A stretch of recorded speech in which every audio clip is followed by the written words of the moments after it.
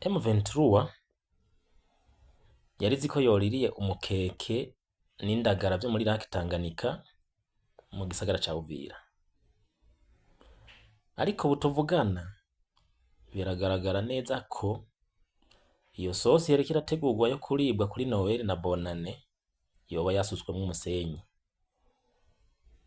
na Leta Zunze Ubumwe za Amerika. Uti kubera iki?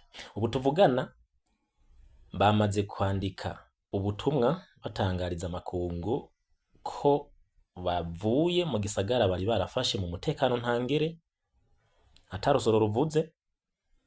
Bo nyene ubwabo bongeye gutangaza ko bavuye muri ico gisagara. Ariko hari ico kwibaza. Nta misi yari haciye Leta y'u Rwanda na Leta ya Kongo bagiraniye ibiganiro, basinye amasezerano yo guhagarika intambara hagati y'ivyo bihugu bibiri.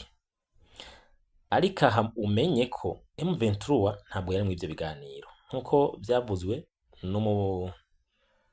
n'uwirongoye Colonel Nanga, ko ivyo biganiro vya Leta Zunze Ubumwe za Amerika canke ayo masezerano basinye muri Washington DC ko bitabaraba, ko bobo barabwa n'amasezerano ya Doha muri Qatar.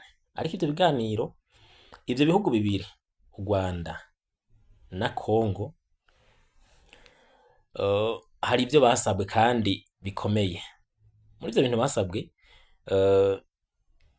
ku gihugu ca Kongo barasabwa gusenyura umuhari wa FDLR wagirizwa gusiga ukoze ihonyabwoko mu Rwanda mu 1994. Igihugu ca Kongo carananiwe gusenya uwo muhari.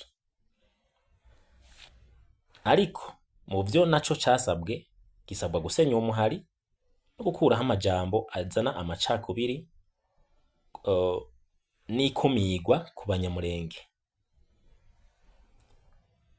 Hagati aho u Rwanda narwo rurasabwe gukura abasirikare barwo ku butaka bwa Kongo.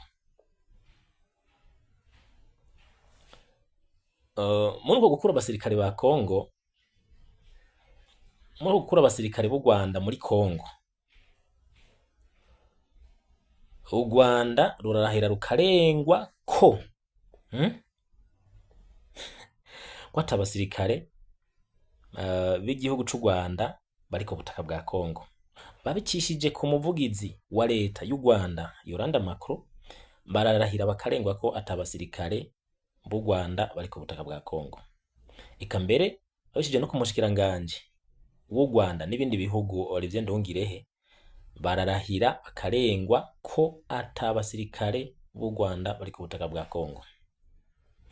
Ugaca ugaruka ukibaza, none Kongo ko yananiwe gusenya uwo muhari canke kuwubomora umuhari wa FDLR, yagirizwa ko wonona umutekano w'u Rwanda, hanyuma u Rwanda narwo rukarahira rukarengwa ko ata abasirikare rufise ku butaka bwa Kongo.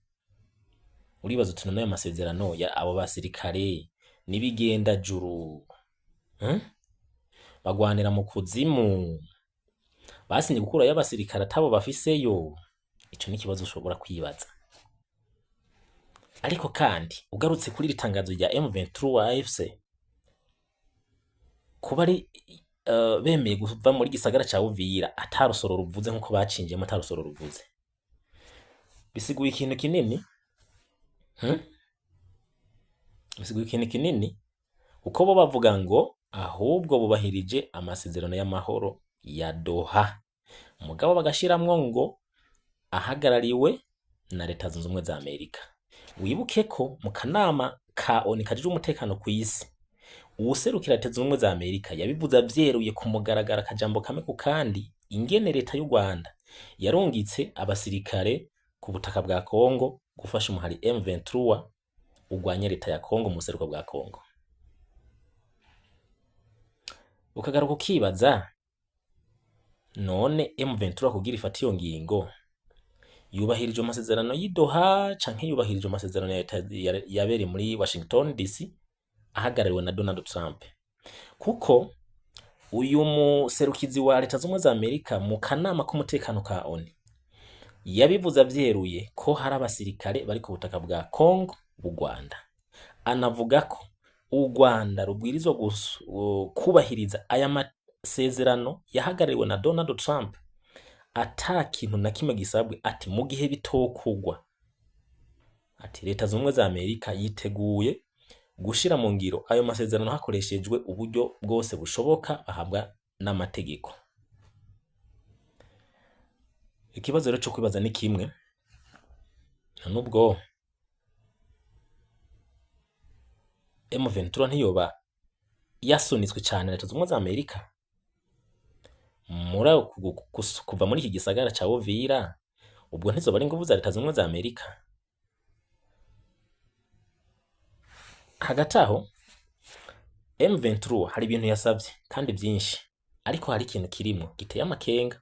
Bavuze ngo turakivuyemwo, ariko iki gisagara nta musirikare wundi yemerewe kuja muri ico gisagara ca Uvira, yaba umu FARDC canke yaba umu Wazalendo canke yaba umu FDNB, kuvuga abasirikare b'abarundi FDNB. Ati nta numwe muri aba basirikare yemewe gusubira muri iki gisagara. Ati kuko bohava basa gusubira konona ibikorwa by'abanyagihugu n'umutekano w'abanyagihugu bo muri Uvira. Gacugaro kibaza none hazoca haba abasirikare abahe? Ngaha rero ahantu hari ikibazo gikomeye. Bavuze ngo basaba ko haza inzego mvamakungu. Inzego mvamakungu, ukibuka ko yuko mu buseruko bwa Kongo hasanzwe hari inzego mvamakungu zitwa MONUSCO.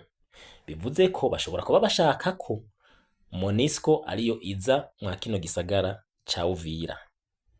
None ikibazo kiza, mbega ko leta ya Kongo yagiraniye amasezerano n'ibihugu bafatanije gutabarana, nka kurya OTAN zishobora gutabarana, nka kurya Union Européenne zishobora gutabarana, leta ya Kongo yemerewe guhamagara umubanyi ariwe FDNB kuza kuyitabara nk'uko biri mu bufatanye bw'igihugu c'u Burundi n'igihugu ca Kongo babisinye mu masezerano.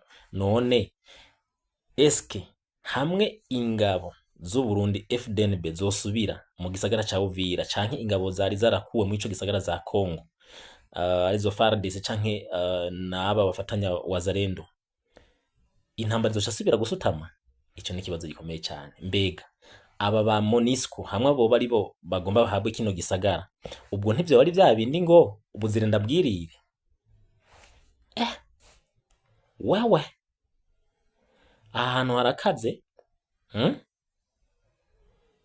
Bivuze ngo hamwe izi ngabo nukuvuga FDNB, FARDC, Wazalendo hamwe bosubira muri Uvira, intambara ikisubira isutame kandi ikomeye cyane. Kuko AFC M23 nubwo yasabye ibintu yasabwe bibwirizwa gukorwa mu ico gisagara, wibuke ko atari ngombwa ngo vyubahirizwe, kuko nta masezerano ari mu ivyo. Ivyubahirizwa ni amasezerano yabereye muri Qatar n'amasezerano yabereye muri Washington DC ahagariwe na Donald Trump.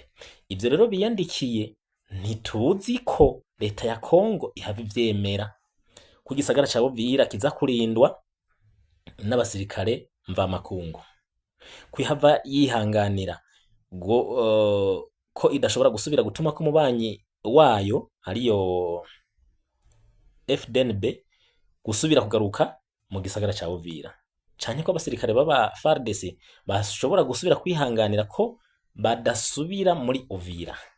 Bivuze ngo bagasubira muri Uvira, umuriro ucusubira kwaka. Bivuze ngo mu inzego mvamakungu zikaza gucungera ico gisagara, nubundi amakenga guma hari. Ubwo sibuzira ndabwirire MONUSCO zikaza canke izindi nzego zirungitswe na Amerika, uravyumva gute? Afrika, Kongo, pole sana.